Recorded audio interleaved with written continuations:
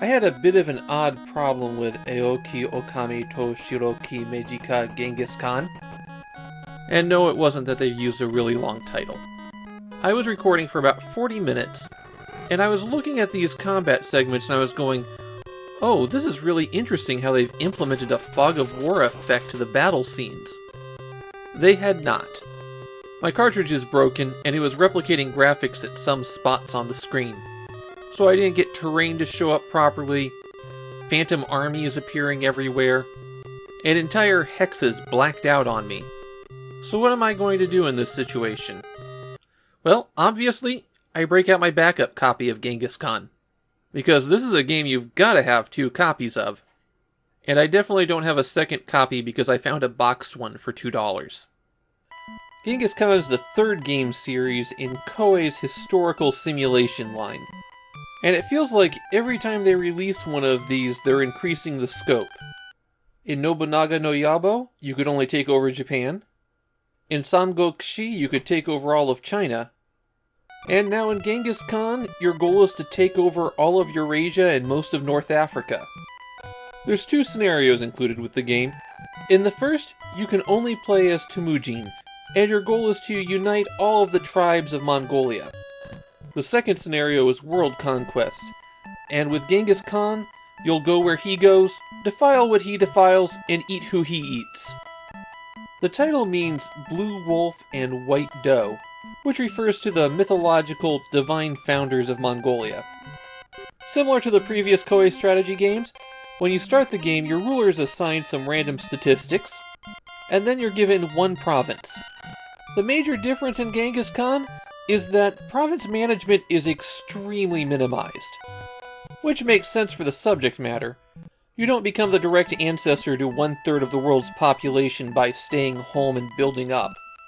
There's a certain number of people that you have in each province, and you can assign them to be masons, farmers, artisans, and anyone left over is a soldier. And then for your army composition, you set percentages to different units. Other things you can do when your turn comes up is trade with other civilizations in the area, train up your troops yourself or your generals, or spy on your neighbors. You can also arrange marriages, and that takes on a greater importance in this game. In the world conquest scenario, if you die, your heir takes over. So you'll want to make sure you've got somebody good ready to step into your shoes. Some people have noted that the matchmaking can be a bit racy, perhaps due to Koei making pornographic games around the same time that they made the original computer version. You get 1 of these strategic turns per season, and you may take 3 actions per turn. Of course, the most important action to take is war. You choose to attack a neighboring province, decide how many troops you're going to take with you, how much food are they going to carry, 1 food for each of them will last them 30 turns in combat, and finally, who is going to lead them. Then, similar to previous Koei games, you deploy your units and go back and forth until you defeat the enemy force. They've changed the interface once again. Now the direction you're moving or attacking in is selected by rotating an arrow around your unit.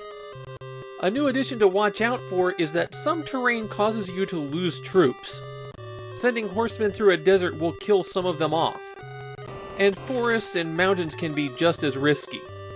Archers can perform a ranged attack. It just jumps over 1 square, and you pick what direction you're firing in rather than choosing an enemy unit to target. Another new option for this game, your leader and the enemy leader can duel, and the results of that will cause troops to defect. So train your combat skills up if you want to perform this action. I found the tactical combat scenes in Genghis Khan to both be much easier than the ones in the previous Koei strategy games, and much quicker to play. I wasn't taking 10 minutes to cross the map in order to attack people. Usually you deploy only a turn or 2 away from them. And I even managed to take over a few provinces while recording this video.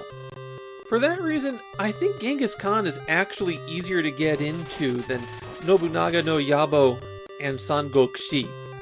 That won't remain true, of course. The other 2 go on to become Koei's core strategy series, while Genghis Khan gets a few sequels and then peters out in the 90s.